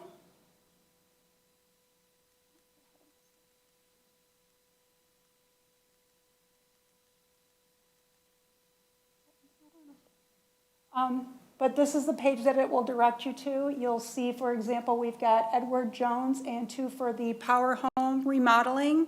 If you click on each of those links, you'll be able to see the individual who is approved as a peddler or solicitor. You'll be able to see the dates that they're able to be active, which is usually a 90-day period, and they're always welcome to renew. And you will also see the company they're associated with. So this is an example of what it would look like. Yes. They do have a badge. It will have a Orion Township logo on it and a picture of themselves, some identifying information so you'll be able to tell. If you do have somebody come to your door that is not able to produce a badge, feel free to call the clerk's office just to check on their status, or you can call non-emergency dispatch. That's also an option as well.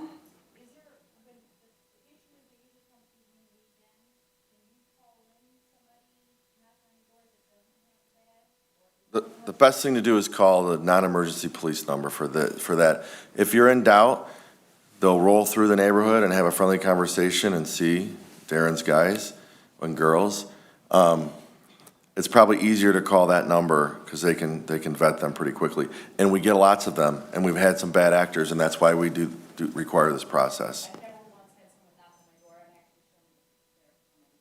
Yeah, they're supposed to wear it at all times. And if they're approved through the township, it'll usually be between the hours of 11 and sunset. that's just something that we've kind of always had in place, so. One really cool feature on our website is the Historic Board of Trustees minutes, which is pretty interesting. You can go under Agenda Synopsis and Minutes tab on the website, and you can access the board minutes from 1933 to present. So you can just feel free to research that at your leisure and try to look into see what type of action the board has taken from previous meetings. It's kind of an interesting historical perspective. We do offer a lot of community resources, and I'm not sure if everybody is aware. We do have all sorts of good resources such as crisis and mental health services, food assistance, health and dental care services. All of that information is available through the clerk's page if you access the community resources information. Make sure you tell all your neighbors just to kind of get the word out that there's always information and resources out there available to them.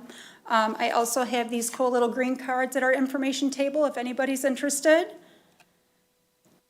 And that's about all that I have. Are there any questions? If anybody has any questions, feel free to stop me. I'll stick around for a while, and I also have some business cards at the table as well. Thank you. I think, thank you. And I don't think is anybody from the treasurer's office here? I don't think so. So nobody's going to be sad if we talk about this. You guys know when you have to pay your tax bills, but come on, Aaron. And you can get your dog licenses from our treasurer's counter, if you didn't know that already. And they are doing a census this year. The animal control has nothing to do with us, but they have done this in the past. They go door to door. We have no control over it, so don't yell at us. But they check to make sure people are in compliance with the state law. So we are told that they will be not going to every door, but they will pick a neighborhood or two and they'll knock on a few doors, and it's going to irritate some people.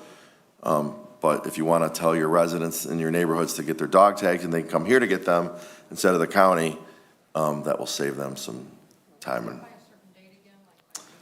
Well, I think we've been told on June 2nd, they're going to be making spot checks, so I would do it before then. I don't know. No, we can, I think you can get them anytime here now. I think that used to be. We have some pet wellness clinics coming as well, but we'll send this all out to you. Let's go to Aaron in Parks and Recreation. Everybody have a good night. This is the reason our property values are increasing. You got some good news for us, and then we'll get everybody out of here. Cool. A few projects, I won't go through them all, but we had a really big capital outlay plan from our first millage campaign, which was in 2018, 19? I think so, yeah. 18.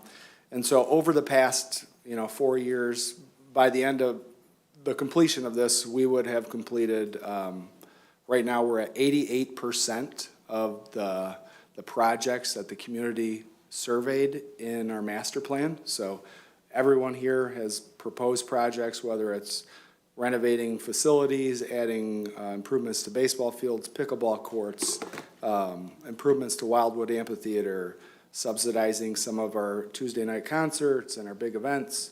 88% has been completed to date. We're hopeful by the end of 2023 that we'll be at 96%, or 94%, excuse me.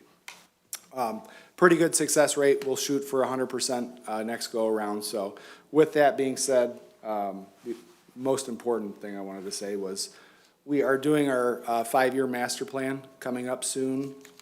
So you will see our. I'm just scrolling because I don't know if you were. Yeah. You'll see a bunch of surveys, a bunch of pop-ups throughout the community. This is your opportunity to tell us the direction you want us to go for capital improvement, recreational leisure, trailways, greenways, everything related to health and wellness in the community. We look to you. Makes our job, I'm not going to say super easy, but it really helps us, gives us a great footprint on where we go and the direction we go. A nice roadmap. Tells us what we want. So this is new out at Friendship Park. We're going to have some, I don't know if it's necessarily leagues, but it will be like open play, or there'll be scheduled play where if you're solo and you want a partner to play with, this is an opportunity where people can go and play some sport, pickleball.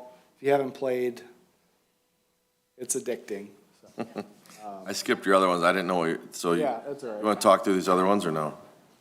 Fitness course. Yeah. It's essentially a ninja course. It's for teens and adults to play while your kids are out at the park. So we have that's out at Civic Center Park. Thank you, I'm jumping around. I'm trying to get you out of here quick. Okay, yeah. Pickleball, Friendship Park, north end of the park. Adult fitness course, that is at Civic Center Park, and it's just to the east of the existing playground over there. So you should be supervising your kids on the playground, but if you don't, you can go play on the playground too, so. So that's, yeah, let's go to safety pass. Sure. Yeah. There's nothing around it, like to get there, you go through lawn or dirt, you're tracking that out of court. Is there gonna be Yep. tables, like is there gonna be anything else around it? Yes, so if you haven't been out there, the project is being completed, so we're seeding around it, has been seeded right now. So hopefully it will not be a muddy mess. We're still adding more stone to the parking lot, improving that area. We do plan on making an accessible pathway going up to it from the parking lot. Yep, there will be benches the goal is, depending upon where the community survey comes back, if we need more pickleball, need more tennis courts, yeah, everybody's saying, yeah, do it.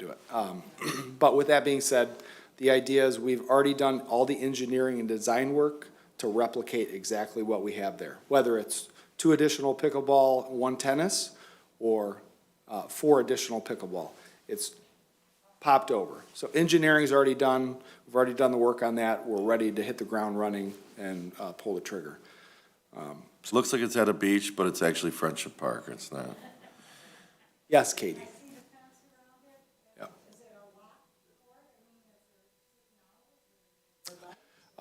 The park is dawn till dusk, so, Yeah. It's on the side. right down in here, over here. So we'll be replicating it over there, so. You haven't been there yet, Katie? What? We talked about it this morning. I thought for sure you, out of anybody. Oh, okay. Yeah. And if you check your survey that you're gonna get soon, you're gonna see there's a question about an indoor recreation facility. We're working with a group about a potential partnership to build at zero cost to our residents, and that means zero, indoor recreation facility that would have an indoor soccer/sports field and an indoor field that would be used for pickleball, basketball, volleyball. Some of us are really excited about the potential. It would be located at Civic Center Park, where the baseball fields are now. And if we move forward with the partnership, we would construct baseball fields, replace those at the corner, at the front of Friendship Park. So that would, stay tuned. And if you're interested in that, make sure you answer that survey question, because that'll help guide our board. And that would be, and we would have available playtime and activities for township residents, because that's the deal we're making with this group. So there would be an opportunity to do indoor pickleball and other things. So You had a it question? would be another quality of life thing, yeah. So, what are the plans or what's the avenue for existing parks, like Jesse Decker, there's kind of craters going in the pickleball tennis area? So how does that get maintained? Yep, so that court we resurfaced, I want to say probably 4 years ago. We did it was a Band-Aid. So at some point, we will do a full, probably not rip out and replace, but we'll mill it down and do a cap over it and seal it properly. It is on the plan. Yeah. We have some other park improvements at Decker. Yep.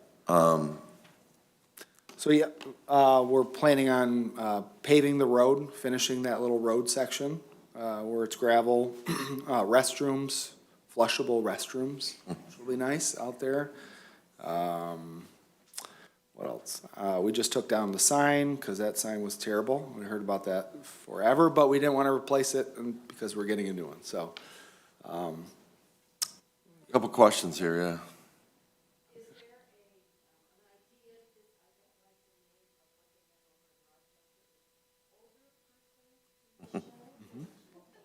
Yep.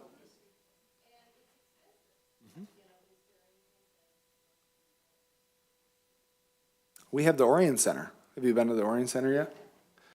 Okay, yep. So it's technically a community center, but primarily during the daytime hours, we service our active aging population. So that's what we like to call it. Yeah. And then in the evening, we service teens and older adults and a variety of everybody. But we have, you're welcome to come there. We have cards, clubs, lunches. We serve Meals on Wheels out of there, bus tours, special events. I mean, There's a gym. there's a gym, yep. So, and it's free, so you're welcome to come there, hang out.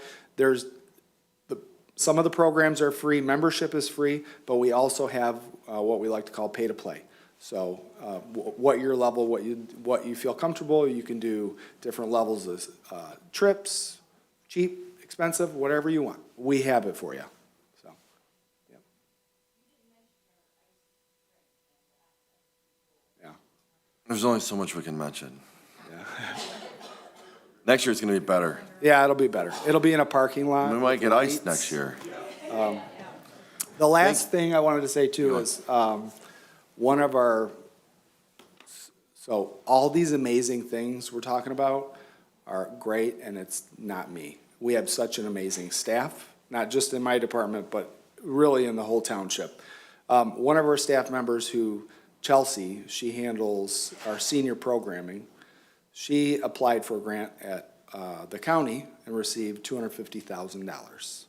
And that is for a deck addition to the Orion Center.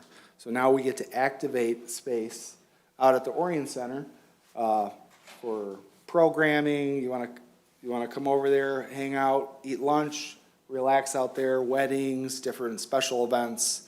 And part of our contribution was, over the last 2 years, general improvements we made to it. We can count that towards our matching fund, but also we'll add some dollars. So that's it. A lot of awesome, tons of fun things. I'm the director of fun, so I like to say. So check out our website, orionparks.com, our Facebook page.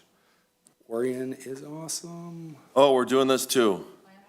Oh, yeah, planters. Yeah. We don't talk about that. We gotta end on that. Yeah, our fire suppression system, dry system, decided to go. Even though we have annual inspections, they left a little bit of water in the dry system, and yeah, but we're past it. It won't ever happen again. Knock on wood. So this is, all right, we're almost done, and thank you all for your patience.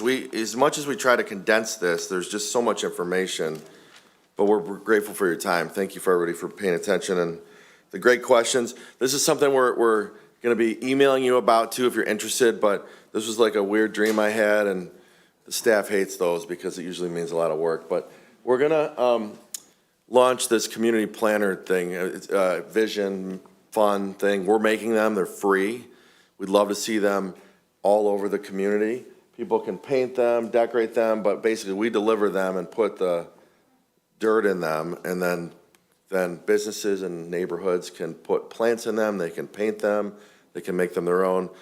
Kind of stealing a little bit of an idea. Remember the old days in Rochester where the pig was a thing and they had them in front of all the businesses, but just trying to beautify and make our community kind of more fun, more community pride. So there'll be a contest because I'm involved in it, but more to come on that. And I think we're pretty much at the end. Aaron mentioned the most important thing is when you see this information, because it's remarkable. Most people, we have to do these plans in order to be eligible for grants. The fact that we're completing 94% of what we said we would do, which is what you said you wanted us to do, is unheard of. It shouldn't be unheard of, but most communities do these because they're required to. They put them on a shelf, and then they dust them off and basically reprint them 5 years later. Like, we're on the move in parks, and we're seeing that. One of the most tangible things I mentioned, I think most important of my job is protecting your investment, your value in your home. You have to have a safe community. But why do people want to choose us over other communities? Our home values in a 5-year time frame, and it wasn't the last 5 years, it was the same 5-year time frame, have increased between 12 and 50% at a higher rate, 12 to 15% higher trajectory than every one of our surrounding neighbors. That's not made up, that's a fact based on real data. And I believe it's because of all this stuff. We're doing all these quality of life things. We're trying to beautify our community. So, and we have one of the safest communities. So, please take this because we're gonna do all these things. We're gonna continue to do what you ask us to do. And then, you weren't done yet, Aaron. Our amphitheater, if you haven't been there yet, it is, raise your hand if you haven't been to the have not been there yet. So there's a handful, it's better. It used to be like most of the room. It's a hidden gem. We have free concerts every Tuesday. The other concerts are ticketed. You can see the free and the prices. There is some amazing talent. This Prince and Michael Jackson tribute is on July 7th and 8th. The guy comes from Atlanta, full band. It's incredible. The talent out there is amazing. It's a hidden gem. A lot of free stuff. It's all family friendly. And you can see the website there. We have a partner that helps program all that activity for us. That's coming up soon. All right, we have made it to the end. One other thing I wanted to mention, Matt Pfeiffer, we have a couple board members I want to introduce, is Mike Flood. If you don't know, he's on our board. Matt Pfeiffer's on our board. Did any other board members sneak in? Matt's out at Canterbury. We still have free food all the time. Do you want to talk about that for a minute? In case you know, if there's people in your neighborhoods that are struggling, or if you just want to post this information on your emails and your Facebook pages, talk about quickly what happens over there, Matt. Yep, we've been doing this, we're over 3 years now. We do it at Canterbury Village every Monday morning unless it's a holiday at 8:30 a.m. You'd want to be there by. Cars line up usually by about 7 and start lining up. We feed approximately 400 families every Monday with free groceries, and they drive through and we load groceries in. So if you know somebody who is in need in our community, Chris talks about how we protect our land, we protect our value of the properties, but we also make sure that all citizens are cared for. And we are one of the most caring communities of anybody in southeast Michigan, and I'd say wider.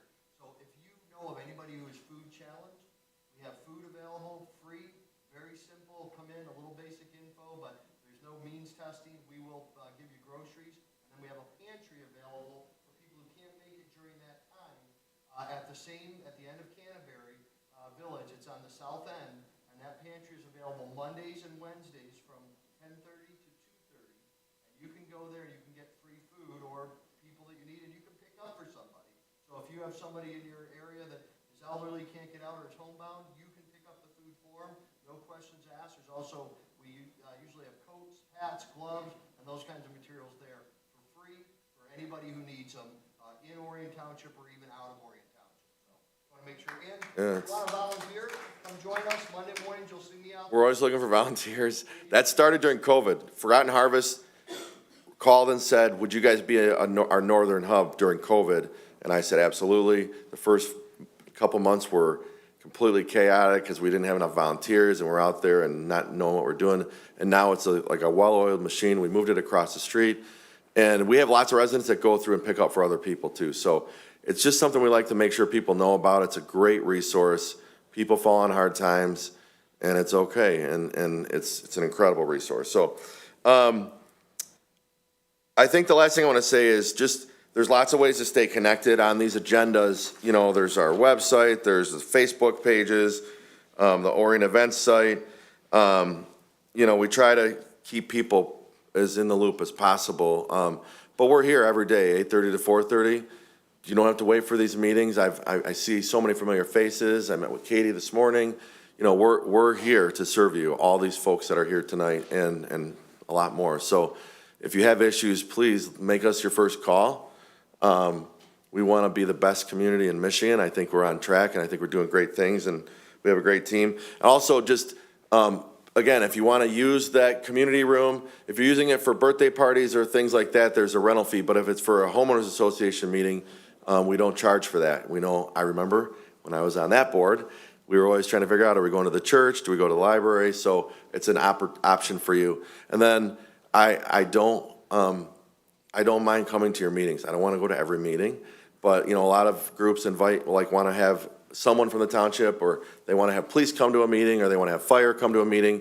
We're happy to attend your HOA meetings. We don't want to be in the middle of fights. I've been in some of those with you all. But we want to provide information and make sure that accurate information is getting out there. So are there any other questions? I was told our team, we're going to do the 7:30 part in 1 hour, and it's not even close. Because there's so much stuff, but I think there's, it's hard to cut stuff out because we only see you like this so often. So thank you for your time. Yes? Last year you brought up the ISO rating. Yes. Yep, so we are a 4 right now, or 5? 4. We're 4. Yes, we're challenging it, but we missed a 3 by going to a 3 by 1 point. So it's the insurance rating. It's how your homeowner's insurance, your property insurance, part of the factor of the State Farm and Allstate and all of them is based on the community's ISO rating. And the lower, the better. It's like golf. We're so close to getting to a 3. We updated apparatus. We've got staffing. I mean, we didn't miss. I mean, the scale of between 4 and 3 is huge, 1,000 points. We miss it by a couple points. So we're actually challenging it. We've actually saying, hey, maybe you didn't look at this, maybe you didn't look at that. Because the goal is, we can't guarantee this, but if our ISO rating goes down, you can guarantee you're gonna hear a lot about it from me in the magazine, social media. We're gonna tell people, check your insurance. The insurance people might not like it, but you should see a savings. So,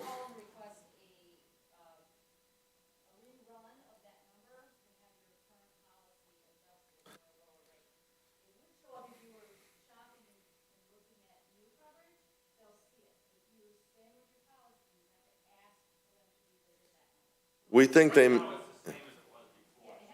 yeah. Yeah, and that's why I didn't put it, I mean, not because we're trying to hide anything, but I don't have the good news yet, but we still even think how they scored some of the things, they missed some stuff, so we're working on that, but it's not as simple as, it's a large organization. So, are there any other questions or comments, or, it's hard, is it worth trying to do this more often where we have less content and more opportunity for the interaction? Open to any feedback, even if it's critical, because we want to make sure, hey, this is worth your time. And I know in the past, we did have some more time for interaction, and people were like, who are you using for snow plowing? What are you doing for this? So that's obviously a value as well. That's one of the reasons we created the, shameless plug, but nobody really uses it. We created the Facebook group, that first one, Orion HOA. It's a membership-only group. We have to approve you to join because we didn't want you to be solicited on that site. Now, obviously, Facebook is only as much as you want to go on and look at it, but we didn't want it to be open to every insurance company and snowplow guy to be saying, use me. We wanted it to be more of a idea exchange area where people could post. And there have been a few things that we've bounced ideas, but there's not a lot of members. But that would be a really useful place to exchange ideas if people are on Facebook. I know not everyone is, but I know a lot of people are. If you are in that group, to turn the setting, because it's not super active, turn the setting that you get an alert every time someone. If we did another one of these in the fall and had less content, but had our directors here, is that good? Are people open to that? Is it too much? Yeah, okay. Okay. Yeah, I mean, we always will. And maybe we'll do the content up front and then just have kind of the open area for networking and stuff. So, all right. Is there any other comments, questions, any burning issue that you're having in your HOA that you want to ask a question about or hear from somebody else? I know it's 9:30 almost, but no one's jumping up and down. Everybody that presented, I think, is still here, so if you have individual questions, give me a day to clean this up. We're gonna add some of Dave's information that he mentioned as well, but we'll turn this into a PDF. We'll add a couple more contact numbers, and we will email it to everyone that we have your email. So if you're getting this and you don't want it, I apologize, but I don't know how else to vet that list. So it'll be a PDF, it'll be easy to click delete, or you can copy it. But please, there is so much information that we would love for your neighbors to know about that's been presented. So please feel free to screenshot or snip stuff out of this and post it in your chat rooms or whatever you have in your HOAs. I think most of you have one of those. Thank you, everyone, for coming.